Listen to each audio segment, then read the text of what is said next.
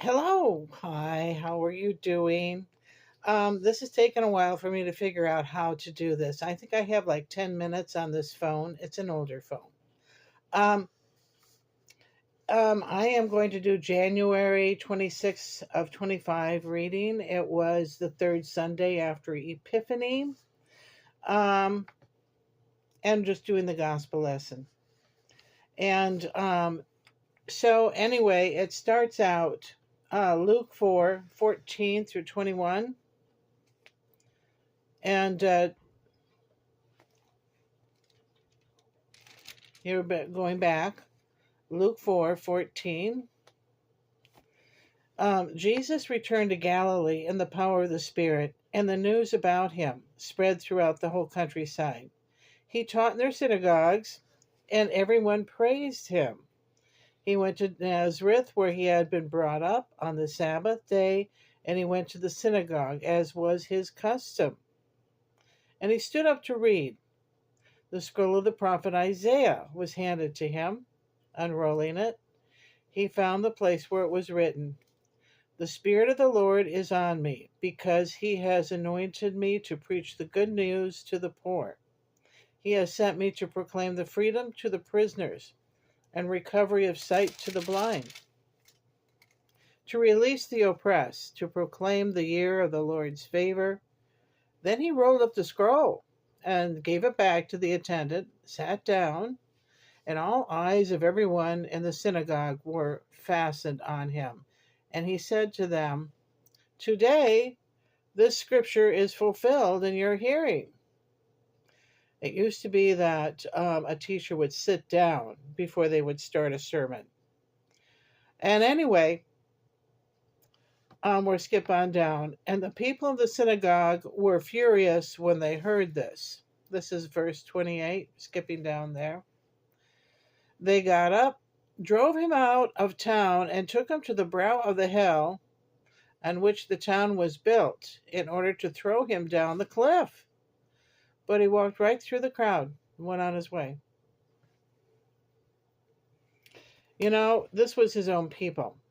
He grew up with these people. They remember him as a child. And then they're going to throw him off a hill? And I think we are much more tolerant of people today, but then it sounds crazy to me that they would actually do that to one of their own people, to go throw their own people off a hill. Um, but Epiphany, this manifestation of Jesus to the Gentiles, is represented by the Magi. Um, some it means to reveal. Epiphany means to reveal. So he revealed himself to his people.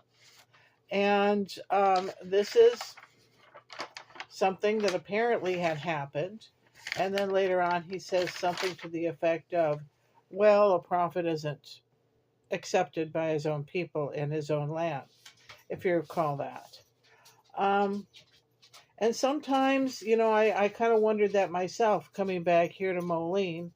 I was raised in East Moline, but I ran 3 times for alderman in Davenport. I didn't win, but I certainly got a lot of votes. And coming back here, I kind of wondered if they would accept me, as a clergy person. And apparently they do. I have a lot of people most of my church members. I run a house church. Most of my church members are from Davenport. Some are from Illinois. And so we meet in the wintertime in my kitchen, which is very small. It's very small. And then in the summertime, we're outdoors. So we're an outdoorsy group. We enjoy the outdoors. And we have cookouts, potlucks, and then we have a outdoor worship area back in Davenport. And so we have this outdoor worship area. And it's a really beautiful piece of land. It's a outdoor chapel. And every year we do something to improve it. And we try anyway. And our group is very low income, very poor. So we're landscaping. We can't afford to build. We just landscape. And the cross was put in there by a mentally handicapped person. It's a neighbor built the cross. Mentally handicapped. Nobody in my group wanted to do it. No, they would not. I mean, they really, it would just kill them to do any kind of work. And so this mentally handicapped guy who mows our lawn and he does the maintenance there made the cross. It's too short, too small, but it's done. And then we brought in some like pea gravel. It's not real tiny pea gravel. It's a little better. It's called river rock. It's out of the Mississippi River. We live along the Mississippi River. And so we can buy tons of this stuff real cheap. And we had a little circle going around where the cross is. And now we're just going to make it bigger. We're going to make that whole thing bigger. And because we get a lot of mosquitoes. So, this is to lower. I mean, we get all bit up every time we go in there. So we'll put in that river rock all back where we sit. And eventually will be a bigger cross. And then we have to put like a French gutter going down the hillside and around the cross. Because the water rushes down that hillside like you would believe. And we have to protect what we built. And I'm really surprised the cross has stayed there that long because you're supposed to put 2/3 of the wood into the soil. It's a 6-foot cross. Only a 1 foot is in the soil, and it's standing. It stands, and so anyway, so we are still working on that. We have a lot of lawn furniture there, tables and chairs. Oddly enough, the city closed down the road to our outdoor chapel. We told them it was there, and then they turn around and say, well, we didn't know you were there. Well, they had a big sign. We run a lot of ads. We do run a lot of ads. But Epiphany is kind of revealing. So we have revealed ourselves to the city over and over again. Hey, we're there. Why close down the road?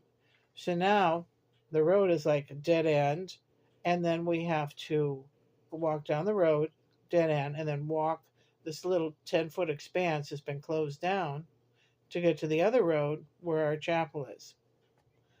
And that's how I get in there. That's the only way. Our group is all handicapped and elderly people. We're going to start to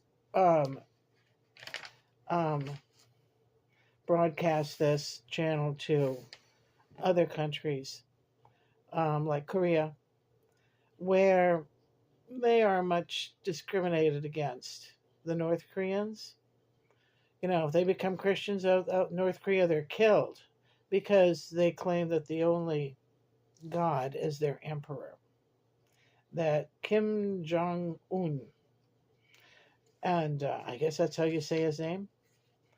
And the way people are treated there, I'm aghast. I am just, hey, South Korea, hurry up and annex that. Get in there and reunite Korea. Really, reunite Korea. It's the right thing to do. With some democratic government where everybody is respected and treated right well. That's something we believe here in the United States. The South Koreans, I went to a seminary with them. Very nice people. They like to have Korean days. And anyway, we had Korean days, and they would cook for us. And it was just great. I mean, they'd run around the lawn in this costume, look like a dragon, and they'd make little rice patties and some rather exotic food. Very fascinating. And and then we have some other countries where the people are not allowed to be Christians either. So remember, Christ cannot return till every corner of the world has been preached. So this is a good way to get it out. This is a good way, because everybody's got these little cell phones today and they can just Google and find us, you know. And so, but anyway, we will hope and pray for, you know, North Korean Christians, and we will pray for them, and other, like in Iran, Iraq, South of Saudi Arabia, China, other places where the Christians are discriminated against. India, I can't believe that. We've had missionaries there years ago in India.